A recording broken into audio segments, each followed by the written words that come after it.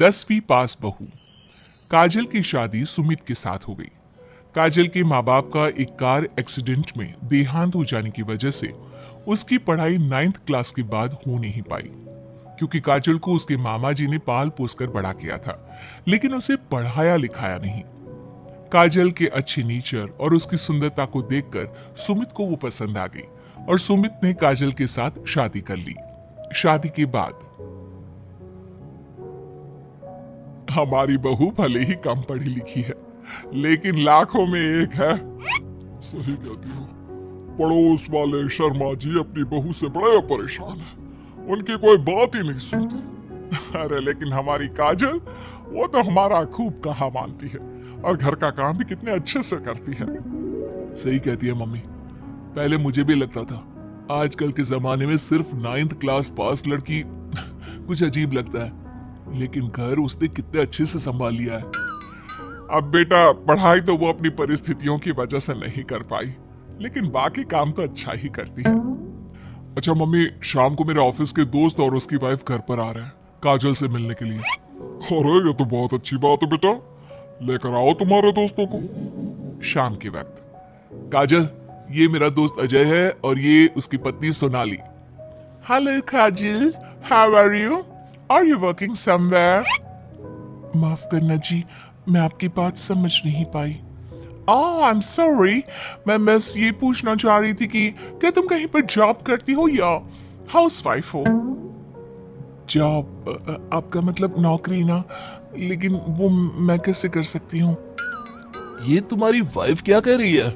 क्या तुम अपनी वाइफ को जॉब नहीं करवाना चाहते? अरे नहीं नहीं दोस्त, वो बात नहीं है। एक्चुअली काजल सिर्फ 9th पास है ना, इसलिए। Oh my god, are you serious? Sumit आजकल के जमाने में और सिर्फ 9th पास? आजकल तो गांव की लड़कियां भी कॉलेज की पढ़ाई पूरी करती है। काजल, क्यों पढ़ाई नहीं की तुमने? बस मेरे सामने कुछ ऐसी प्रॉब्लम थी जिसकी वजह से मैं पढ़ाई नहीं कर पाई जी। सुमित को अपने दोस्तों के सामने बहुत अजीब लगता है कि सब लोग इतने पढ़े लिखे हैं और उसकी बीवी सिर्फ 9th पास है, लेकिन वो काजल को बहुत पसंद करता था, इसलिए वो काजल से कुछ नहीं कहता। लगता है इनको इनके दोस्त के सामने बहुत अपमान जैसा महसूस हो रहा है। मुझे आगे की पढ़ाई करनी चाहिए, कम से कम 10वीं पास करना तो बहुत जरूरी लगता है। अगले दिन, मम्मी जी, मुझे आपसे कुछ जरूरी बात करनी थी जी। हाँ हाँ बोलो बेटा, क्या बात है? मम्मी जी, दरअसल मैं ना 10वीं क्लास की पढ़ाई करना चाहती हूँ, 10वीं पास करना चाहती हूँ। लेकिन बेटा, अब घर के इतने सारे काम, जिम्मेदारियों के बीच तुम 10वीं की पढ़ाई कैसे करोगी? पापा जी, मेरा बहुत मन है, प्लीज मना मत करिए ना जी। अरे ठीक है बेटा, जैसे तुम्हारी इच्छा, तुम 10वीं का फॉर्म भर दो। काजल खुश होते हुए वहां से चली जाती है। कुछ दिनों के बाद, मम्मी, क्या आपने सच में खुश होकर काजल को आगे की पढ़ाई करने की परमिशन दे दी? मेरा मतलब है, वो पढ़ाई करेगी तो घर का सारा काम, जिम्मेदारी कौन संभालेगा?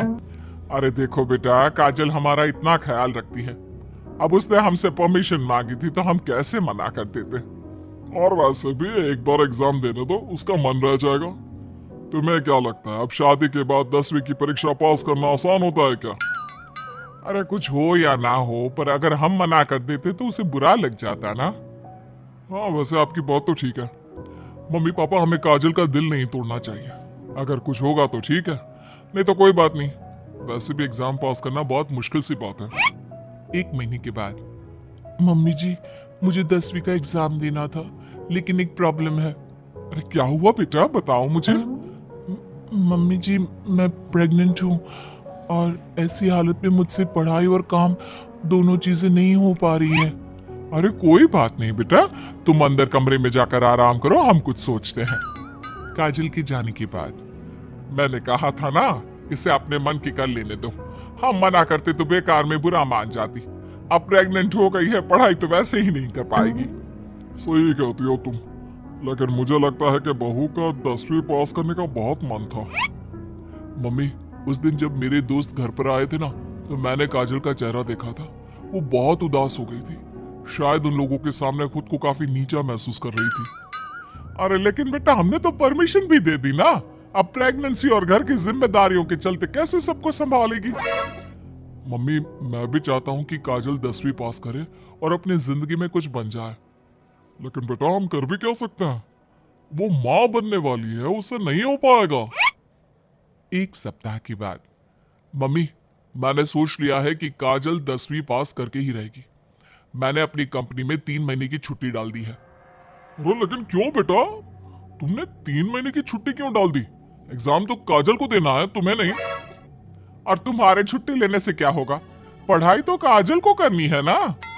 देखो मम्मी, उसकी तबीयत और घर के काम, इन सब के चलते वो पढ़ाई नहीं कर पाती, तो अगले 3 महीने के लिए जो भी काम काजल करती है वो सब मैं करूंगा। अच्छा, तो तुम ये चाहते हो कि काजल सिर्फ और सिर्फ अपनी पढ़ाई पर ध्यान दे? बिल्कुल मम्मी, एक बार अगर अपनी बीवी की मदद नहीं की तो जिंदगी में फिर क्या किया? अगर हमारा बेटा अपनी बीवी के लिए इतना कुछ सोच सकता है तो हमें भी कुछ करना चाहिए। बात तो आपकी सही है। ठीक है बेटा, तू मेहनत करके काजल को पढ़ाने लिखाने का काम कर, घर की जिम्मेदारी मेरी। और देखो बेटा, रही बात तुम्हारी नौकरी से छुट्टी लेने की, तो कुछ दिन मैं अपनी दुकान पर जमकर काम करूंगा, ताकि हमें पैसों की कोई परेशानी ना आए। ये हुई ना बात। आपके जैसे मम्मी पापा हो तो फिर डरने वाली कोई बात ही नहीं है।